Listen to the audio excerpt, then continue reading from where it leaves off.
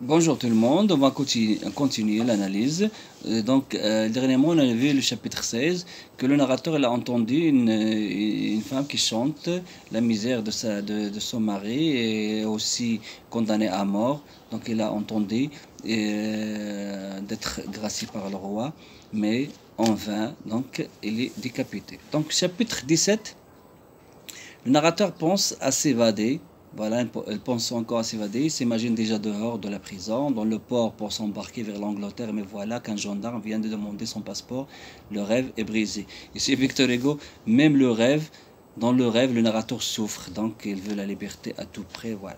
Donc, le narrateur, normalement, attend trois choses pour sauver sa tête: la grâce royale, le pourvoi en cassation et l'évasion. Voilà. Donc, chapitre 18, il est 6 heures du matin. Le guichetier entre dans le cachot. Il demande à notre condamné ce qu'il désire à manger. Donc, il veut tout simplement, il veut lui demander qu'est-ce qu'il veut à manger. Et donc, cette visite, elle a peur. Le narrateur a peur parce qu'il pense que c'est le dernier jour. Son heure est arrivée. Voilà. Chapitre 19, le directeur de la prison vient en personne voir le condamné et se montre doux et gentil. Le jeune comprend que son heure est arrivée, bien sûr. La visite du directeur indique que le narrateur va s'exécuter aujourd'hui.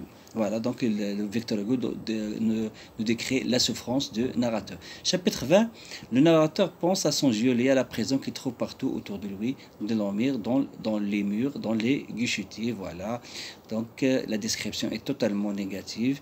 Voilà, et il nous montre aussi la souffrance exagérée du narrateur. Chapitre 21, le condamné reçoit deux visites, d'abord celle du prêtre et puis celle de l'huissier.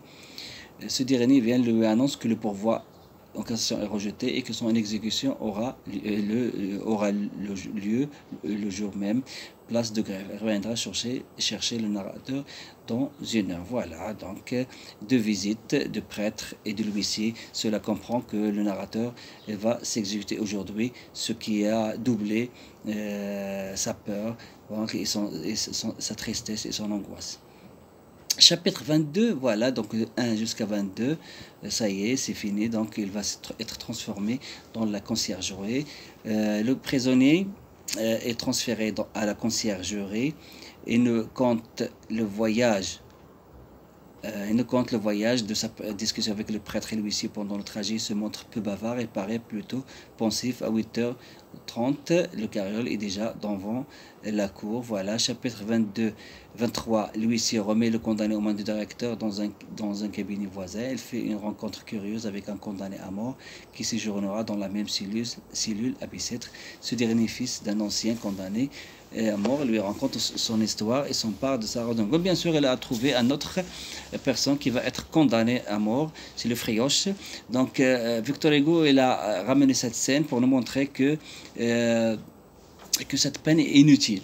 Pourquoi? Parce que cette personne-là qui va être condamnée, aussi son père, il est condamné à mort. Si cette peine est utile, normalement, le fils a peur et ne peut pas tuer quelqu'un et ne peut pas être condamné à mort. Donc, la peine, il faut chercher une autre peine. Voilà. Donc, dans le 24, chapitre 24, le narrateur est enragé parce que l'autre condamné lui a pris sa redingote. Donc, cela montre que normalement la prison ne corrige pas les prisonniers. Au contraire, elle enseigne à faire des choses plus mal. Voilà, donc il a pris la redingote ou slam le narrateur. Donc, le condamné, normalement, il est enragé parce qu'il a peur de lui. Voilà. Chapitre 25, le condamné est transféré dans une autre cellule où il apporte sur sa demande une chaise, une table, ce qu'il faut pour écrire et un lit. Voilà, il a demandé pour écrire, il va écrire son journal intime. Chapitre 26, il est 10 heures. Le condamné plaint sa petite fille qui restera sans père et sera peut-être repoussée à cause de lui, bien sûr. Elle pense à sa fille. Il n'y a pas un tuteur qui va normalement prendre soin d'elle. Son futur donc est sombre. Donc voilà, Victor Hugo nous montre la souffrance du narrateur à travers sa fille. Chapitre 27, le narrateur se demande comment on pouvait mourir sur l'échafaud, donc il pense à la mort et comment et la manière d'être mort sous la guillotine. Chapitre 28, il se rappelle avoir déjà vu monter une guillotine sur la place de Grève. Donc la place de Grève, c'est le lieu où on tue les condamnés à mort. Chapitre 29, le jeune détenu pense à cette grâce qui ne vient toujours pas, donc il pense au roi et la grâce. Il estime maintenant que les galères seraient une meilleure solution en attendant qu'un jour arrive la grâce. Voilà, maintenant, avant il a dit que la peine de mort est mieux que les forçats. Maintenant, lorsqu'il a vu la mort, donc il pense que les forçats c'est mieux pour attendre la grâce de roi. Chapitre 30. Le prêtre revient voir le condamné, celui-ci, loin l'apprécie de sa présence. Ce prêtre parle machinalement, donc il ne parle pas avec son cœur, et semble peu touché par la souffrance du prisonnier parce qu'il avait beaucoup de condamnés.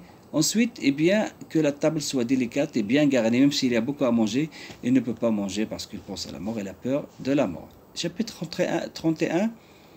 Le narrateur est surpris d'avoir un homme prendre les mesures de la cellule erronée de sort. La prison va être rénovée dans 6 mois. Donc la prison va être rénovée, mais la personne qui prend les mesures, donc il est paraît négligeable et il se moque du narrateur. Voilà, et la description ici de la personne est négative. Chapitre 32, un autre gendarme vient prendre la relève et il est un peu brusque. Il demande au prisonnier de venir chez lui après son exécution pour lui révéler 3 bons numéros gagnés à loterie. Le condamné veut profiter de cette demande bizarre. Il lui propose de changer ses vêtements avec lui. Le gendarme refuse. Il a compris que le prisonnier veut s'évader. Bien sûr, ici 32, normalement le gendarme, Victor Hugo nous montre la superstition du gendarme. Voilà, donc on va normalement continuer dans la vidéo prochaine. Au revoir.